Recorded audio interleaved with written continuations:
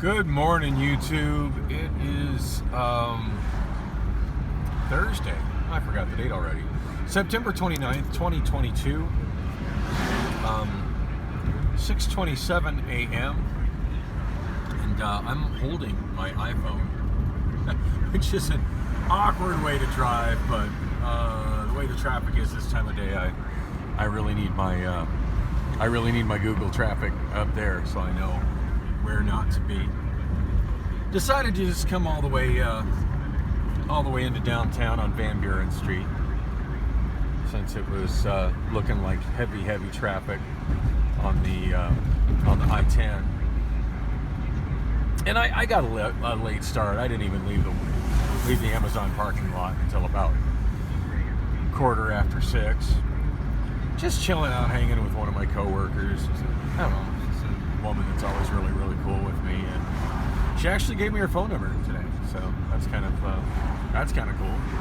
Not sure where that's going to lead, but you know, it's something. I would have actually really liked to have gone out and had breakfast with her today, but by the time I mentioned that, she had already called for an Uber. She's told me how much she spends every day to come to work and back on an Uber, and that just seems insane to me. But I suppose you got to do what you got to do. All right. So the reason I wasn't even going to shoot video on my way home today, but I realized that I was driving near this homeless encampment. For all the homeless encampments that I've got video of, I've never shot video of this one. Every time I drive down the street, I'm not shooting video, so I figured I'd share this with y'all.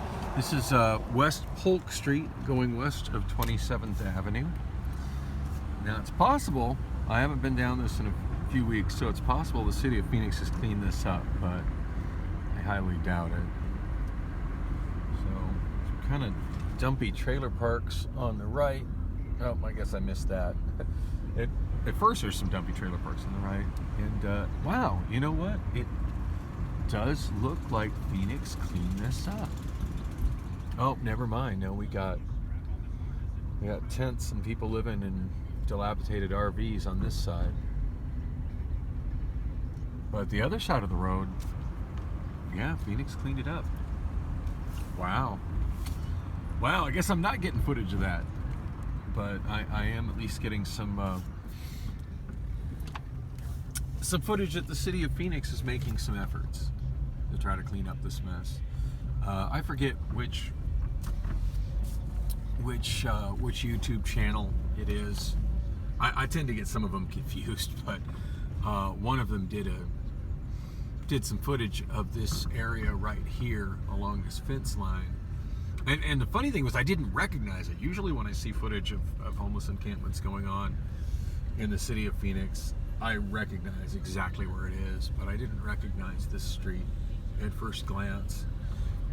And but yeah, this entire fence, pretty much all the way from 27th Avenue down, was lined with tents and just little makeshift shelters. And then he interviewed a woman who said she'd been on drugs on the streets for like a decade. It was pretty sad.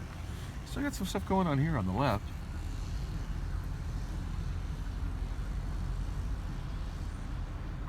It's quite the pile of tent and garbage. It looks like there's some more coming up here on the left. Going down 26th Avenue right now.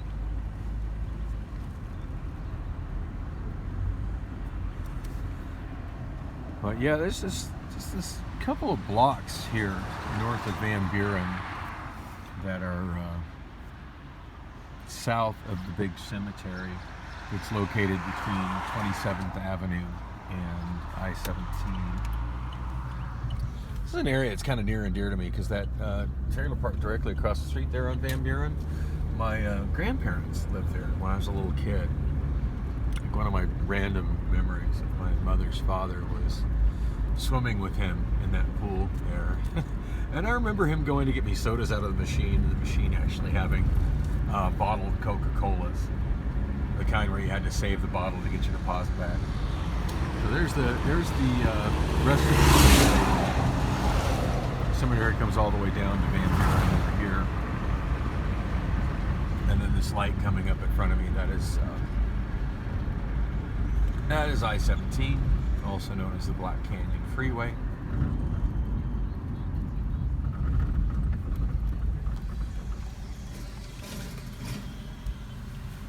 And I don't know if there's signage on it anymore, but it used to be that this piece, as you see there, it says Black Canyon Freeway on the side.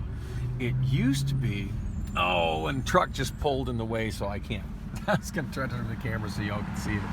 But the southbound access road from here, going south of Van Buren, it's got a different alignment than the rest of the access road, and it used to be signed as, if I remember right, 25th Avenue. I don't know if it still is now. I haven't gone through there in a while. And what is going on here? Some construction going on here. It's like they're doing some utility work. It is super awkward trying to drive and hold my phone like this. I'm glad the city has cleaned that area up somewhat. It was like it was the tents along that fence there by the cemetery were as dense as it is in the zone, which I'm awfully close to right now. Looks like I do a little drive by the zone, as long as we're touring just west of downtown Phoenix homeless encampments. Now I got the sun directly in my face, so I can't see much. I think I'm going to take the next right just to get the hell off Van Buren.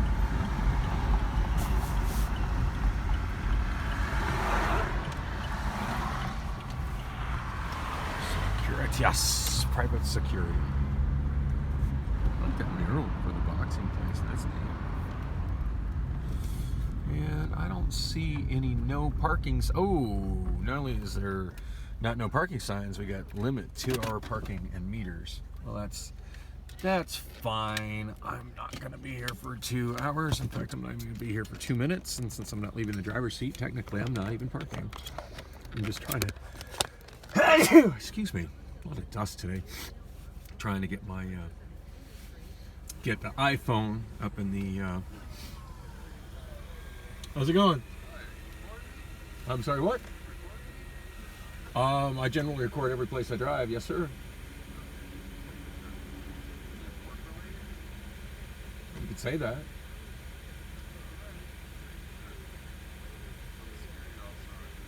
You know, all Americans have a First Amendment right to record in any public place, right? No, I'm afraid you're wrong. I'm afraid you're wrong, sir.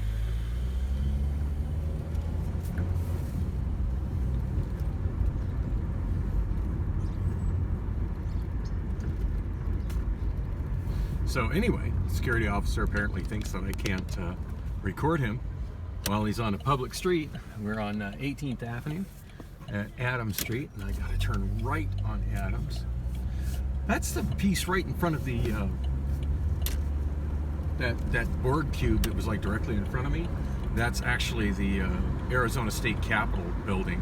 Not the scenic part that you see when you Google on Google Images Arizona State Capitol, but the actual area where the governor's office is and all the offices that matter in the Arizona State Capitol. The part that you see when you Google Arizona State Capitol is actually a museum now.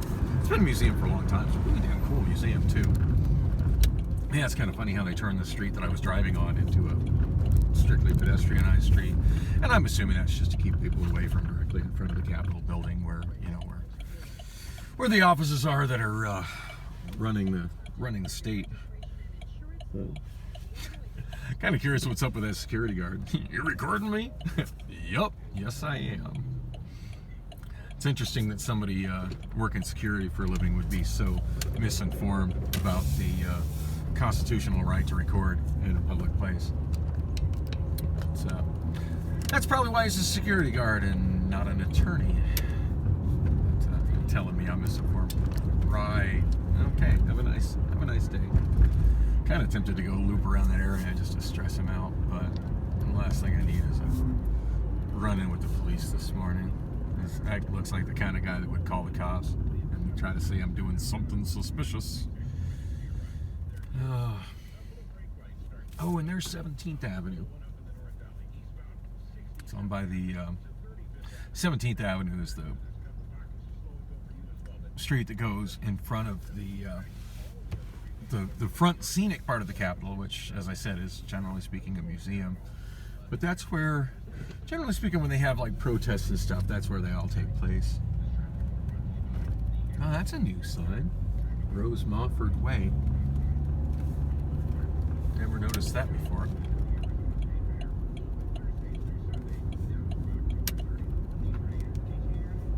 I did have some interesting footage of a protest that took place in that area, and some walked around the park directly in front of the state capitol, and got some really good footage of that area, as well as all the speeches at the protest. I haven't come this way in a minute. I can go straight here. I'm headed into the zone.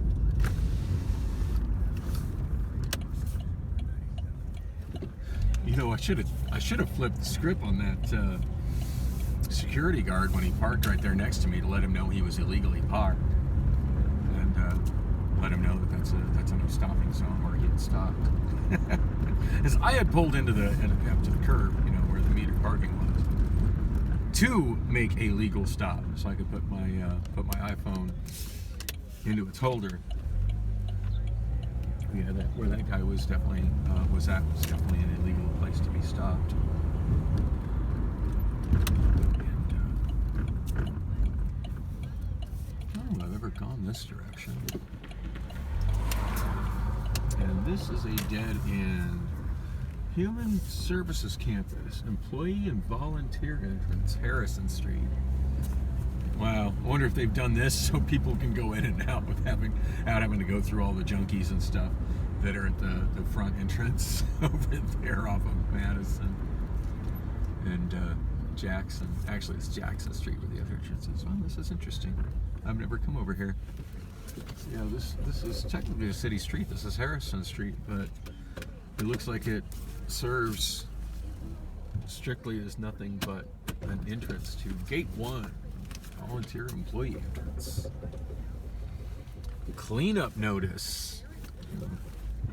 I want to get out and get some footage of that sign for y'all. Although this is a red curb here, so I'm obviously not supposed to be parked, but well, we got some people come in. I just want to get some footage of the sign. Interesting, there's a red curb, but there's no parking sign, so. Cleanup notice. The area between 7th Avenue and 15th Avenue from Jefferson Street south to Union Pacific Railway lines will be cleaned every Monday, Wednesday, and Friday from 5 a.m. until 1 p.m. except City of Phoenix holidays. Anyone remaining in the cleanup area during these times may be required to move. All right. Well, I guess notice has been given, and that explains why there's no tents over here. And of course, we got the no camping and no loitering signs up here. So, very interesting how the city of Phoenix is making a point to enforce it. Enforce it in some streets, like they're obviously doing a really good job of enforcing nobody camping right here. But I bet as I turn right and then turn right again and head down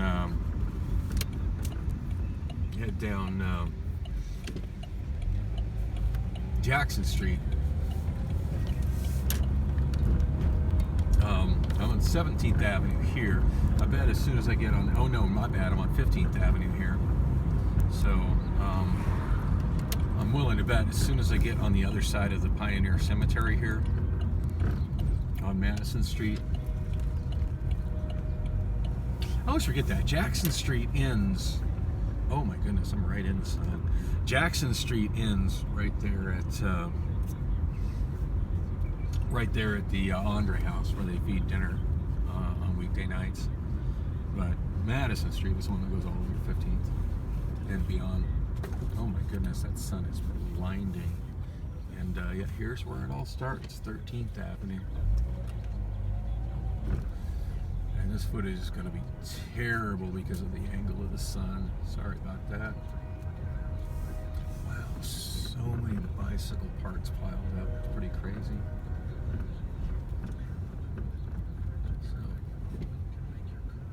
Yeah, awfully interesting how the city of Phoenix completely enforces the no camping, no loitering on one street, and here the next street over may as well be a freaking campground. So any question why the people that own businesses and houses on this street are suing the city of Phoenix? Still haven't got a copy of Phoenix's answer to that, and that was due a few weeks ago. I just did not anticipate me getting so sick, and not interested in you, ma'am. Did not anticipating me having such an issue with the dentist and having to spend so much time in bed. And, well, a whole lot of people inside the campus. This is a rough ride through. There's people riding the bicycles, and every time I turn the corner facing the sun, I just can't see shit. Wow.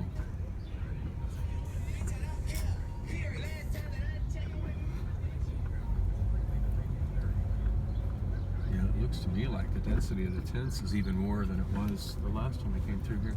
Oh, there's a person on the left had a shelter made out of a tarp and like 4 chuck pallets. Oh, wow. They weren't on the street to the south here the last time I went through here, but they're here big time now.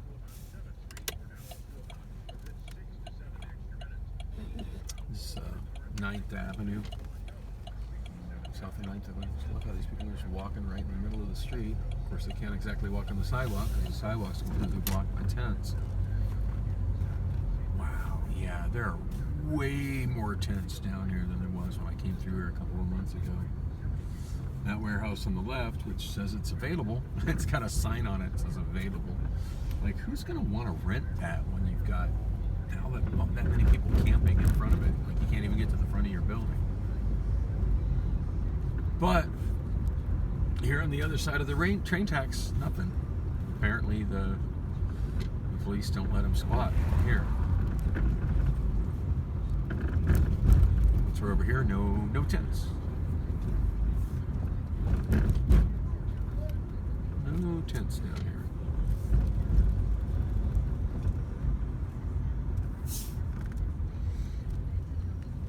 Yeah, I feel like that's the problem, and that's why the people are suing the city of Phoenix that own property in the zone. Is that sort of selective enforcement just isn't right.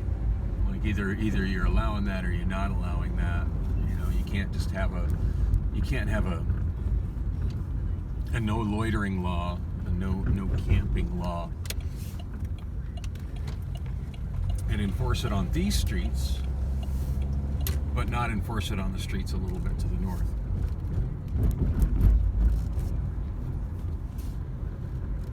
And that's the corner of Buchanan and 11th Avenue.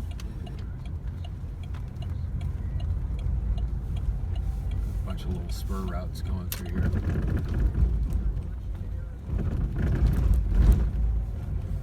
It's kind of trippy how there's still some train tracks rolling through this area. Most of the train tracks that used to go through the south end of downtown have been eliminated, except for the main track that goes across.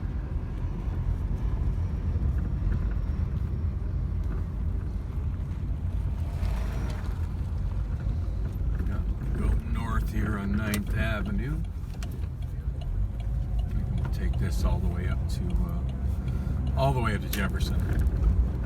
So I got a feeling I should get pretty good footage. Adjust my camera a little bit. Should be able to get pretty good footage with the sun where it's at. Yeah, this is insane. There's definitely way more. And the tents don't start till you hit the railroad tracks. There's definitely way more tents down here than there was the last time I came here.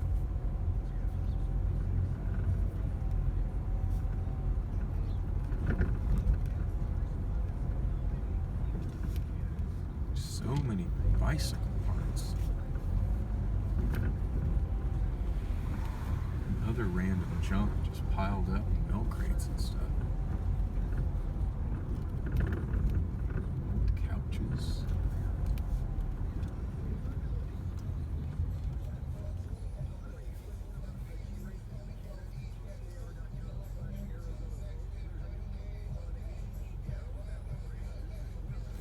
I'm at a four-way stop, and there's a guy to the left of me in a Lexus just sitting there blasting his music. He's not moving. Don't know what he's looking for, but he ain't moving.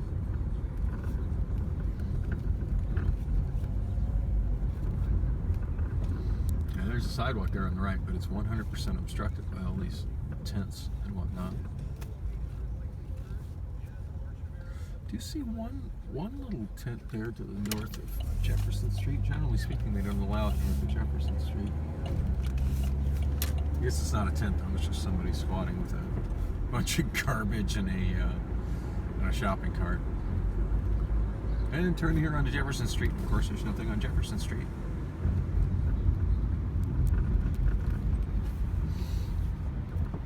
And once upon a time, there used to be what? Hey, man, could you help me with $1? Not really. No? Alright, man, that's cool. I got bills and shit. Help me by getting the hell out the street.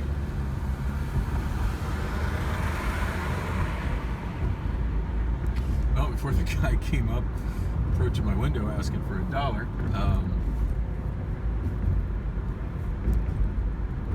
bold of him to assume I got $1 on me. I was wanting to mention that there used to be these flophouse type hotels where you could get a room. I want to say it used to be like $15 a night, $17 a night, something like that. You could get a little sleeping room. And it was literally just that. It'd be just a little tiny cracker box of a room with a bed in it. And they had communal showers. And it was a roof over your head. It was something. And these were privately operated little flophouse type hotels. One of them, when I went through sort of a period of homelessness, I want to say maybe about 20 years ago, that I used to like to stay at, was right by the corner where I was just stopped at that red light at 7th Street. It was called the 7th Street Hotel, and it was right at the corner of 7th Street in Washington. Actually, catty corner from the Phoenix Police Headquarters. So consequently, no bad shit ever happened there. It was just a bunch of people that, as long as they could manage to bum $17, had a roof over their head. And I'm not sure exactly what happened, but I think the city of Phoenix, to try to eliminate that from being this close to downtown, and I could be a little wrong on this. If you could fact check me on this, it'd be fabulous, but it's kind of hard to find the information on it. But I believe the city of Phoenix did an eminent domain action on the 7th Street Hotel to shut it down, bulldoze the building, which is sad because it was a really nice historic building that had, they used to be residential on the top floors and then retail on the bottom floors. They had a 4-story building, all brick, really cool looking building. I mean, it wasn't in the best of condition, but it was neat. It was all, all red brick, and it had, or just that kind of intricate land architecture. It just doesn't exist anymore. With like in the lobby, it actually had like pressed metal ceiling tiles, which you just never see that anywhere anymore. Man, it's so hard for me to see through with the sun glaring in my face. Yes, get behind a building for a minute. Wow, so many scooters on the side of the road. Dang. Anyway, yeah, not only was a historic building lost, but a place where people who would otherwise be homeless could get a room for the night and be off the streets for a very affordable price was eliminated. And it was done with and I could be wrong on this, but I'm reasonably sure it was done with an eminent domain action. Eminent domain, which is supposed to be used to create something like, Chasefield or whatever. And personally, I think eminent domain should be unconstitutional. It amazed me when it made it to the Supreme Court, and the Supreme Court decided that it was acceptable, because to me it goes against every private property right that's supposed to be enshrined in the Constitution. But nope. The government wants to take your property. All they got to do is follow the proper procedure and say that they're using that property for the greater good. And the fucked up thing is, since the city took over the lot where the 7th Street Hotel was, and had it bulldozed. It's been a vacant lot with gravel in it ever since. So what was this better purpose? What was this better purpose that they needed that property for? Absolutely nothing. It was just a way to eliminate a flophouse type hotel. And there were 2 other ones downtown as well. There used to be one right next to where the Hilton Garden Inn is. And right now there's just a vacant lot sitting there. And there was another one on Madison Street. There's another whole block being cleared out, probably for some big money developers. On the left there.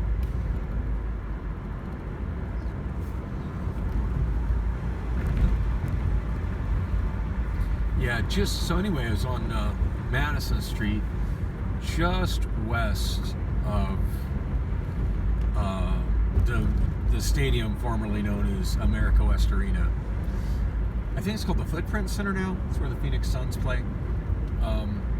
It's just west of there on Madison Street on the south side of the road. I forget what the name of that hotel was. I never stayed at that one. I did stay at the one that was over by the Hilton Garden Inn. I've stayed there twice. When I was going through my divorce, and I still had my house in Tucson, but I was coming up here to litigate my divorce.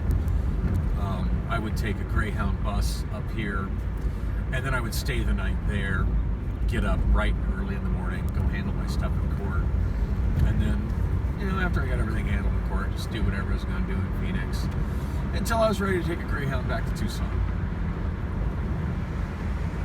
And the main thing that was kind of getting me back then was I was still a driver for Allstate Taxi Company, which later got bought out by VIP Taxi.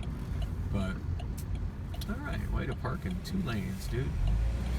But yeah, Allstate Taxi was operating. At that time they were like the number 2 cab company in Tucson, and they really weren't making a dent in the business here in Phoenix. But they did have a cage here in Phoenix, and they had one of the airport contracts. Not that I drive airport. I've never been an airport driver. But I was kind of always down to come here and drive a street cab when I would come here. There was always, there wasn't a lot of cabs on the road. There was always enough business that I could make a little bit of money. I wouldn't make a lot of money in a Phoenix Allstate cab, especially on the weekday, but I'd make a little bit. But even if I only made $50, like I had a vehicle for the night, so that was a good thing. Of course, I get down to Tucson, 100 to 200 in a night driving an Allstate cab in Tucson. But, yeah, I feel like something was really lost that helped the homeless population when those 3 flophouse type hotels were eliminated from downtown Phoenix. Oh goodness, I'm sneezing today.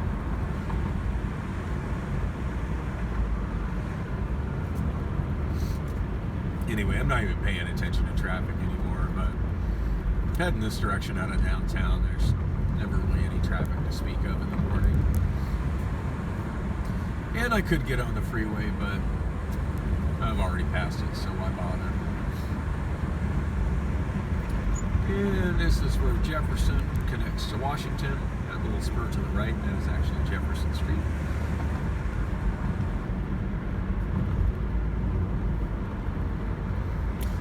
Speaking of Allstate Taxi becoming VIP Taxi, about to pass their cage on the left.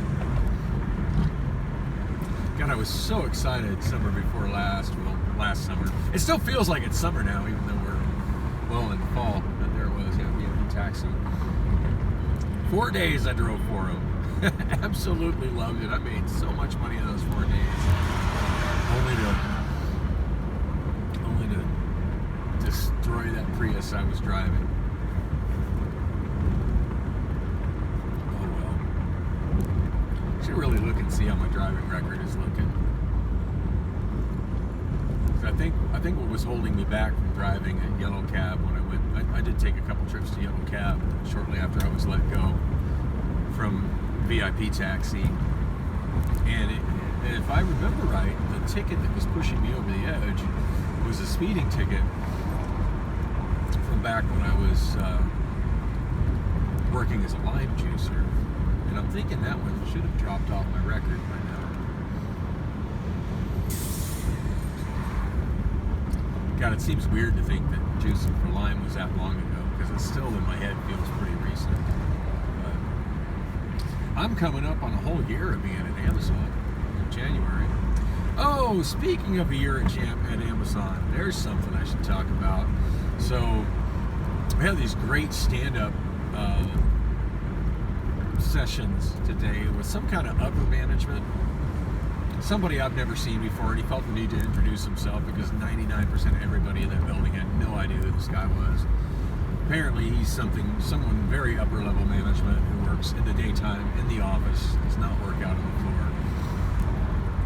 floor. And they finally made an official announcement of cost of living wages, cost of living raises, and explained how they came up with the amounts and showed this bar graph, which to me was hysterical.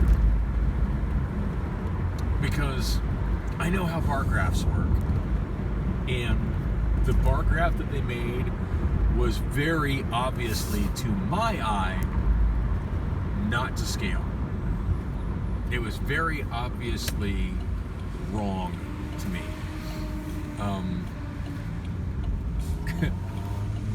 And I find it interesting how, was it done on purpose? Maybe, maybe not. I don't know. But I see that sort of thing in other things where statistics are being presented or whatever, and I'll see a bar graph that is straight up not to scale for the numbers that it represents. Sometimes trying to make it look like an increase is more than it is, and sometimes trying to make an increase look like it's not as much as you want to think it is, but just simply not to scale. And this bar graph showing the raises that everybody was getting and the raises that people get for working at Amazon over time. Yeah, definitely not to scale, and definitely exaggerated to make the raises look like more than they are. Anyway, if I understood everything correctly, and I'm kind of kicking myself in the ass that I didn't take pictures of these not to scale bar graphs and numbers. I did ask the guy when he got to questions and answers. I did ask him if those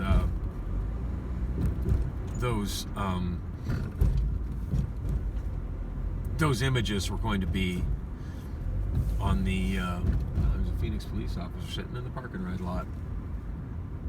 Actually, that's not Phoenix police. I don't know what kind of police it is. Awfully curious, though. Not curious enough to roll up on him, though.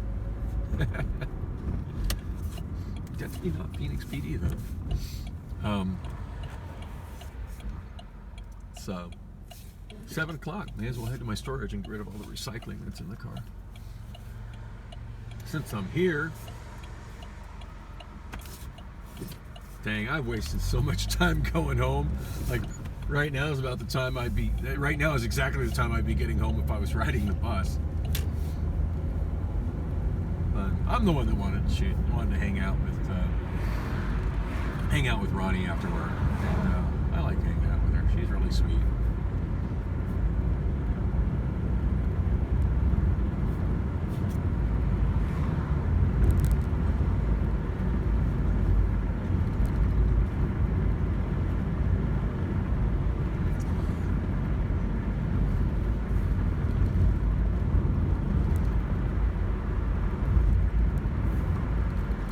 I just completely forgot what the hell it was I was talking about. Just gone, just like that. Wow. It's amazing I'm able to stay as focused as I do at work. Oh, speaking of, that's right, I was talking about about work and the raises. So if I understood everything correctly, and I did ask if those graphs were gonna be posted online, so I could, save them and review them a little more closely. And he said that they weren't available now, but they would be on October 3rd. I think the raises go into effect on October 2nd, but of course I won't see them until in my paychecks until 2 weeks later, which is, you know, that's fine. But it's kind of funny at one point, like he's talking about how they arrived at the amounts for the raises, and of course people have been putting, you know, on, there's a thing called Voice of Amazon or something like that. I'm not entirely sure how to use it, but it's supposed to be somewhere in the A to Z app. I'm sure it's not hard to find. I just haven't made any effort to find it. But I do watch sometimes to see what other people post on there, because it shows up in a couple of TVs in the walkway on the way to the break room. Dang, I was having a hell of a time getting my key in the lock.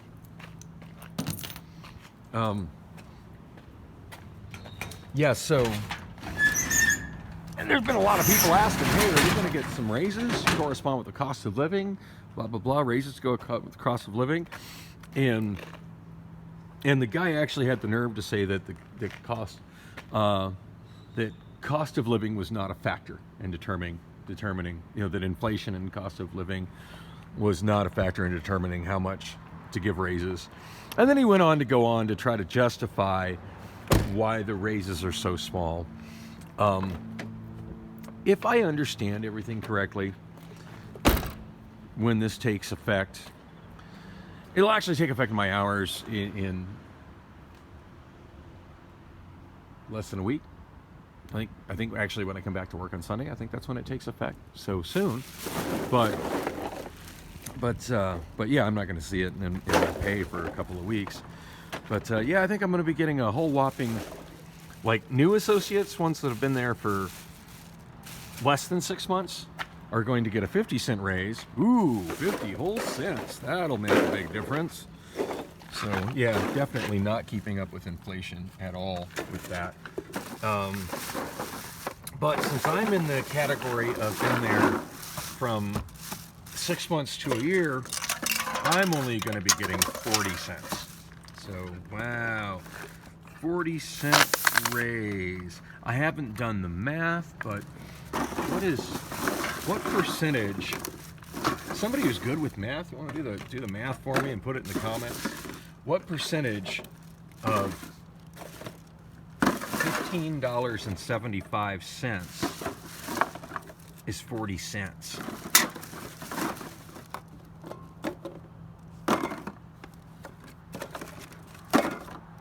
Whatever it is, it's nowhere near what the last year's inflation has been, especially not in Phoenix, which, according to the report put out by the federal government, a couple of weeks ago, has the highest inflation in the nation. But yeah, they try to justify it with, oh, well, blah, blah, blah, our benefits package. Yeah, let's talk about that benefits package that I missed the enrollment date on, that doesn't have a default option if I miss the enrollment date, that I have yet to be able to partake in yet. Now let's talk about that for a lower wage than other nearby employers. And by nearby, I'm talking about like Target's warehouse and PetSmart's warehouse, all which are within a half mile of GYR3. Anyway, so am I a little frustrated about that? Yes, I am. Pretty disillusioned. And then Haley, who's generally like the lead water spider. I work with her, you know, almost every day. One of my favorite people to work with down there. She asked about, you know, hey, was there going to be additional pay? Because when I started, I was making over $19 an hour there at Amazon, and come to find out that was a temporary thing. Now, the recruiting website where I applied for the job didn't say anything about that being temporary. It showed that as what the pay was. So yeah, when that ended, which was only maybe about a month after I started, my pay went down significantly. Like the size of my weekly paychecks went down significantly, and that was kind of a what the fuck moment. And then when I started asking about it, or when I asked HR about it, they were like, oh, well, that was just a temporary thing. That's gone now. Anyway, you, Haley, and I guess a bunch of us were under the impression that that was for peak season. Peak season being, you know, the couple months before Christmas and right after Christmas, when retail and along with it, online retail business goes up. And she asked if that was going to happen again this year, and you know, upper management who was trying to explain how inflation is not a factor. You know, cost of living increases is not a factor. Pretty big factor for me, dude. Pretty big factor for absolutely every person you're talking to right now that's kind of pissed while you're saying that.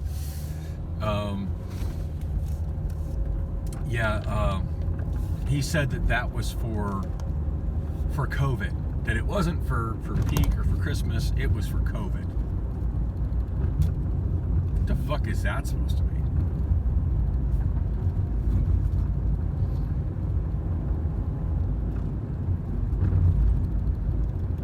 Anyway, of all the things though that were kind of like demonstrated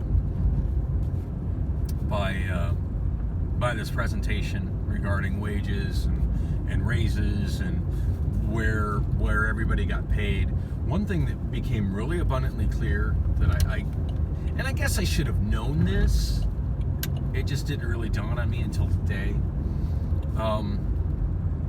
Now if you move into management, there is a raise, but all managers are at the same level. Performance doesn't make a difference. You can be mediocre or you can be stellar. You get paid the same. And that way with every other kind of associate. There's no performance reviews. There's no just either you're working or you're not working. Doesn't really matter how hard you work, doesn't matter how many additional areas that you're trained in and how many additional responsibilities you take on. Your pay is the same as the person who is quiet quitting and doing the absolute bare minimum just to keep the job. The raises are just based on how long you've been there, not how much you've been trained to do and how much you know to do and how efficient of a worker you are and how hard you work. That's not even a factor. It's just based on how long you've been there. You get a really fucking nominal raise. My last one was 25 cents. Ooh, 25 cents. Did not keep up with inflation for 6 months, not even close. And in reality, it wasn't even a raise, because when you do the math, and the math is pretty simple, I had a $2,000 signing bonus and a $1,000 signing bonus. And if you take that $3,000 and you divide it by 26 weeks, and then you divide that by 40 hours, I'm pretty sure that comes out to more than 25 cents an hour. So that 25 cents, and the reality is that 25 cent an hour raise that I got is actually me making less money than I was making before the 25 cent an hour raise. I can't see that damn wall with the glare on my windshield. Almost hit it. Is not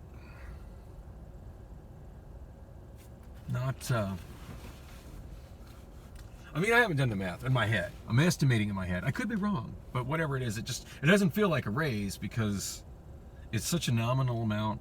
And before I was like, well, I got that $2,000 coming. Well, I've got that $2,000, and you know, okay, there's a signing bonus, but do they have Christmas bonuses? No.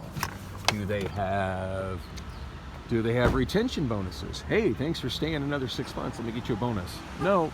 But if you stick around, you get a 25 cent raise. Ooh, 25 cents. Whoop, you fucking do.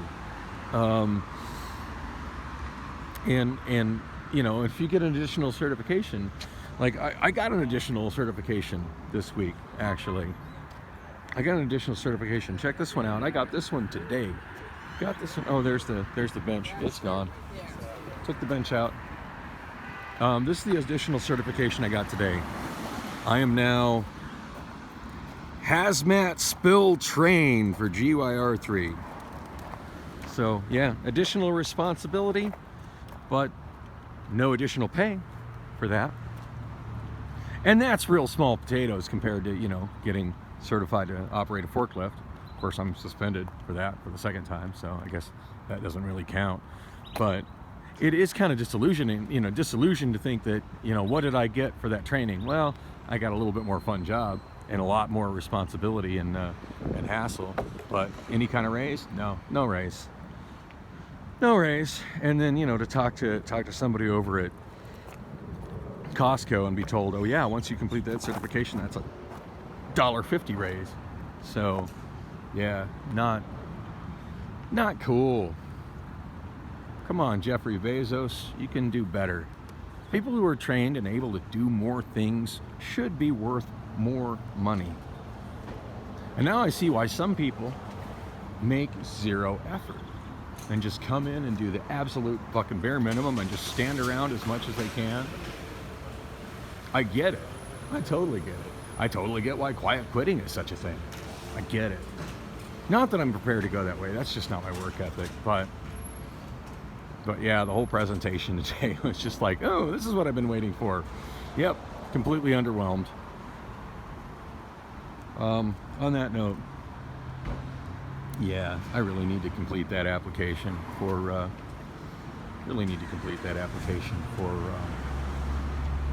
Home Depot, because the traffic going to work and back, going to Amazon, the raise that's coming is just shitty. And all I got to look for is in January another really minuscule raise that I think is going to be like a whopping 25 cents an hour. Whoop-de-doo. I mean, and I'm sitting there looking at like how little people that have, you know, are going to get, oh, you've been here for 4 years and that's all you got to look forward to. Wow. That's shitty. It's just shitty. And yeah.